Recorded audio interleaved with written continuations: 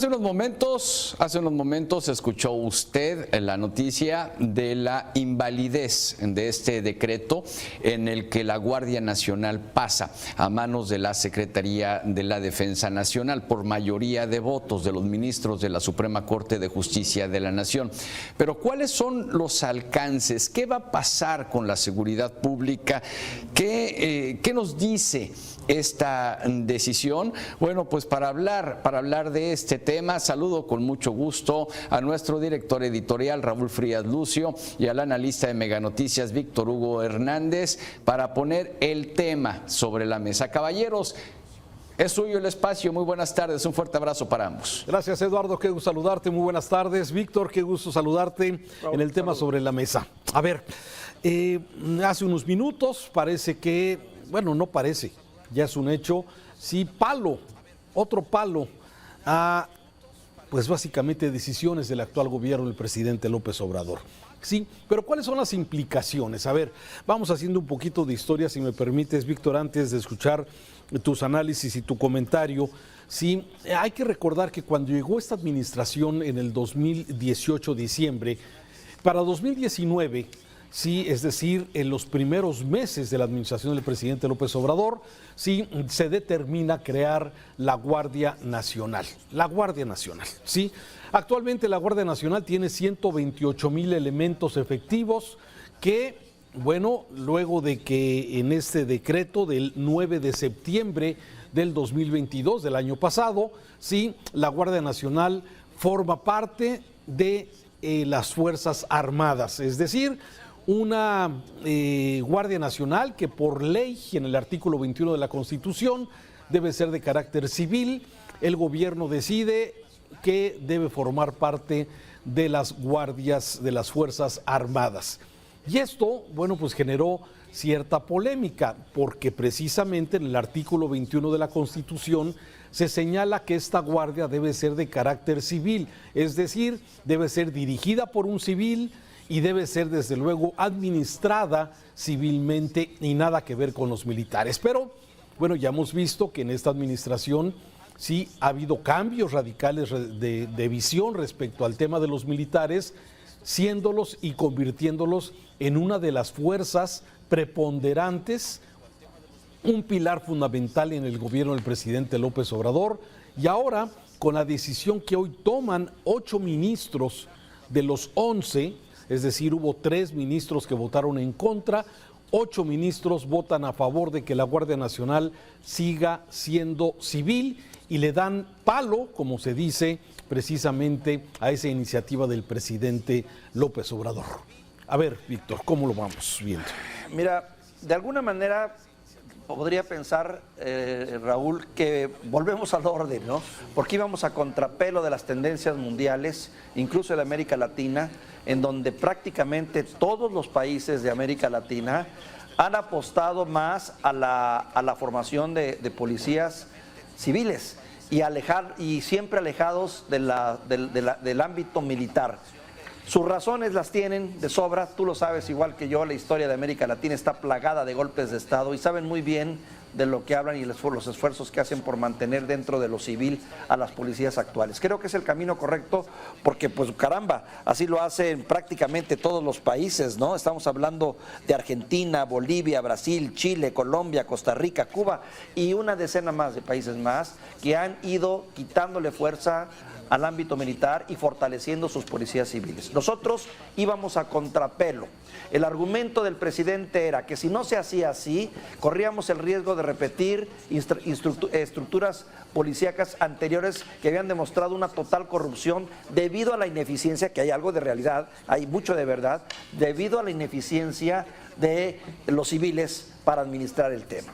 Entonces, por el otro, los ponía en una disyuntiva. Si queda en manos de los militares, hay garantía de que esto va a prosperar sin corrupción. Si pasa a los civiles, ya sabemos lo que ha pasado, ahí están las historias pasadas. Caray, nos ponían en una disyuntiva difícil y de hecho ese va a ser su argumento seguramente al decir, bueno, pues yo me lavo las manos, traté de hacer los cambios necesarios, ahí háganse bolas con su nueva Guardia Nacional, dependiendo de los civiles y a ver cómo nos va. Creo que estamos en una disyuntiva muy interesante en la que habrá que ver qué es lo que va a pasar en el futuro, sobre todo si también la clase política que tenemos, que ha demostrado una ineptitud terrible, es capaz de meter orden a través de una Guardia Civil que dependa totalmente de ella, o si le damos fuerza a la fuerza militar, que por cierto también luego te quedas con tus dudas, luego de ese artículo de los viajes del general secretario Luis Crescencio Sandoval, te das una idea de hasta dónde puede llegar también el ejército cuando se trata de asuntos oscuros. Raúl. A ver, híjole, es que tiene como todo siempre muchas lecturas. Creo que has tocado este tema, me parece importante. Hoy lamentablemente vemos que las instituciones militares, las Fuerzas Armadas, no están exentas de corrupción, no están exentas de abusos, no están exentas de violación a los derechos humanos, ¿sí? Pero más allá del análisis de seguridad que hay que hacer, sí, me parece que lo que hoy los ministros de la Corte defienden, Víctor, es el Estado de Derecho. Es simplemente acatar lo que dice la ley. ¿Sí? A ver, no se puede estar vulnerando la ley, no se puede estar aceptando que si la ley es la ley, ¿sí? No me salgan con eso. O sea, me parece que los ministros de la Corte están actuando, ¿sí? Simplemente haciendo valer lo que la ley dice.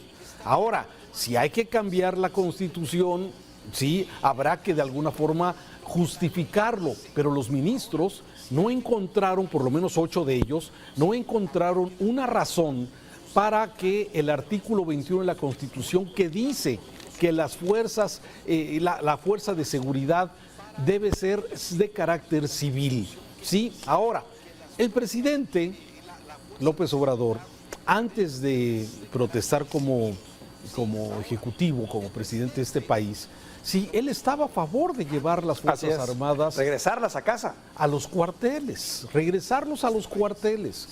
Pero el mismo presidente reconoce que al llegar ya y sentarse en la silla presidencial, pues se encontró con que pues el tema de la seguridad no estaba bien, era una prioridad, y ofreció que en 6 meses regresaría la paz a los mexicanos. Ya pasaron 4 años y medio y seguimos exactamente igual. Pero me parece que el presidente en ese momento tomó la decisión, sí, de sostener, de dar, digamos, de sostener su, pues no sé cómo llamarle, el tema de abrazos no balazos, su estrategia, por llamarle de alguna forma, sí, pues en base a una institución que es vertical y que es desde luego institucional, con la experiencia de lo que pasó con la Policía Federal, con García Luna y todos esos cuentos que ya vimos que lamentablemente cayeron en los excesos, en los abusos, en la corrupción y todo lo que vale. Entonces, lo que sucedió es que esa policía, que por cierto había más de 25,000 elementos de la Policía Federal que pasaron a formar parte de la Guardia Nacional, más los elementos del Ejército que formaron parte finalmente de esta Guardia Nacional, que tiene hoy 128,000 elementos, que lamentablemente para los mexicanos, Víctor, no hemos visto esos resultados palpables en la reducción de la delincuencia y de regresarnos la paz a los mexicanos. Entonces, a ver, el tema jurídico me parece que los ministros cumplen con eso.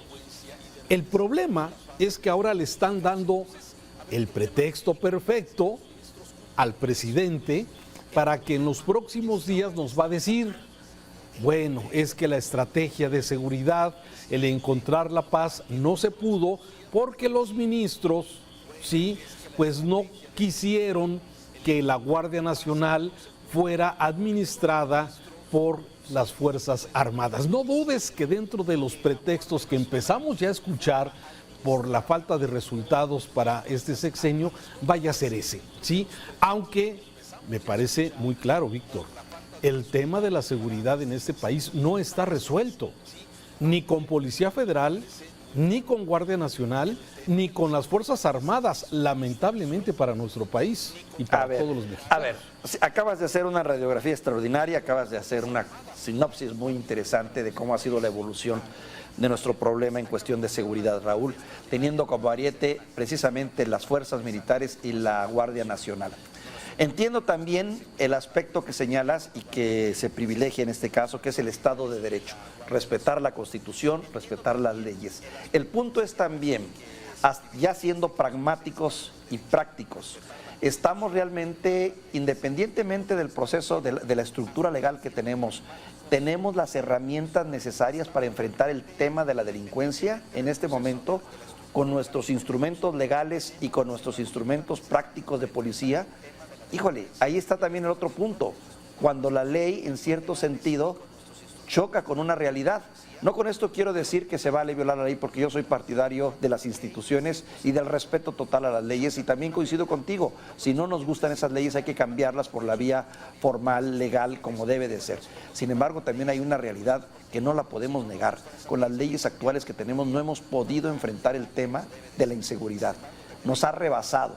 Y en ese sentido, pues sí entiendo la postura del presidente, se fue por la única vía que tenía cuando se dio cuenta, porque él mismo fue, como tú bien lo dices, quien había rechazado esa opción, agarrar lo que tenía y decir, bueno, si no me agarro de los militares, ¿de quién me agarro? ¿De los civiles? ¿De las policías en los estados? ¿De los gobernadores? ¿De la fuerza pública que existe actualmente, que ya vimos que estaba corrompida hasta la médula? Entonces yo creo que ahora las cosas quedan como estaban, porque finalmente, al menos en teoría, en este momento, la Guardia Nacional no depende del Ejército directamente, depende de un mando civil, que es Rosicela, si no, corrígeme. Que es el presidente. Que es el presidente. Sí, a ver. El asunto es, ¿podremos con esta herramienta legal y como ahora se determina, poder enfrentar los siguientes años que por lo menos avisoran un escenario más difícil? Esa es la gran pregunta. Bueno, es que aquí hemos analizado en varias ocasiones.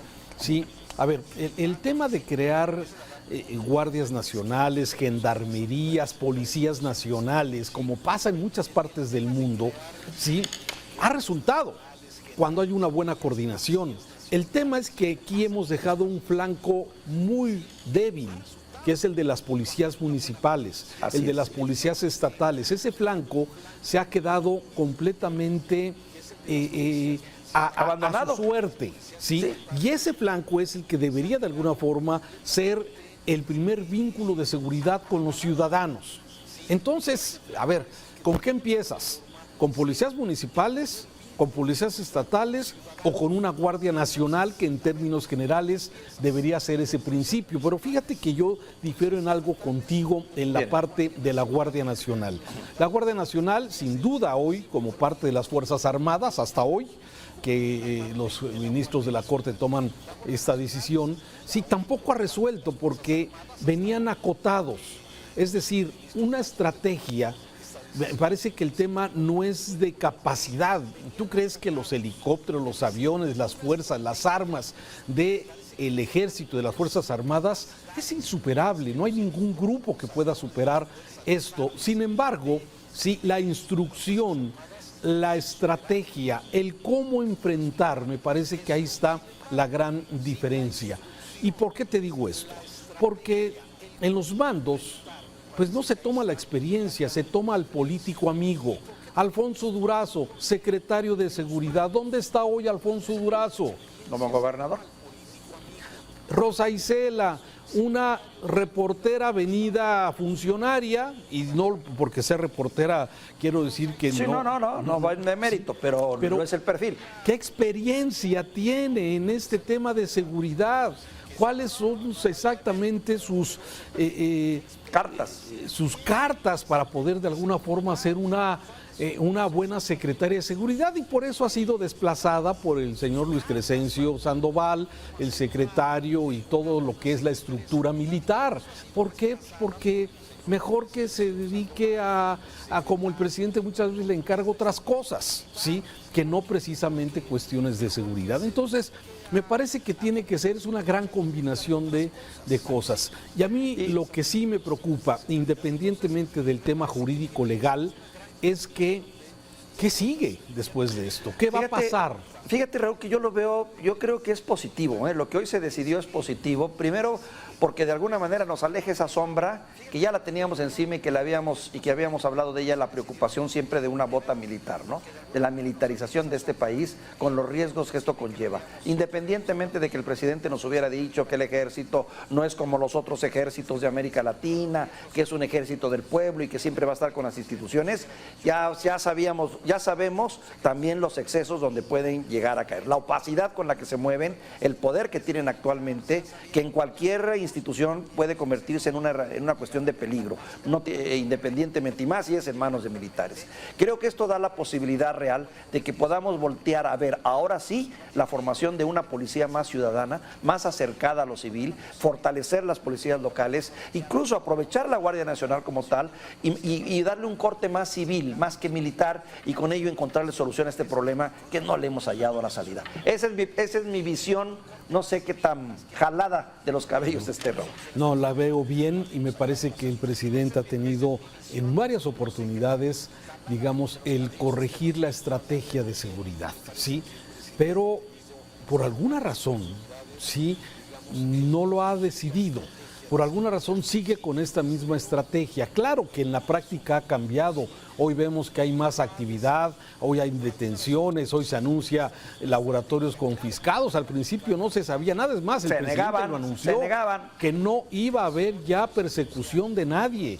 Y los narcos y los criminales, mira, a sus anchas se movieron, tomaron. Sí, hoy en la práctica me parece que hay más acción de parte de las autoridades, sí, en la práctica, pero pues sigue manteniendo ese discurso que de alguna forma, abrazos no balazos, y defiende a los criminales. Ahora se indigna porque la DEA infiltró a agentes con los chapitos. Ya no sabe uno de qué lado están las cosas. Sí, que tiene su lado también negativo. No podemos permitir que los gringos se los estén metiendo como Juan por su casa, ¿verdad? Finalmente ya parece que ellos van a permitir que nosotros lo hiciéramos allá con ellos, amén de que no podríamos, sinceramente.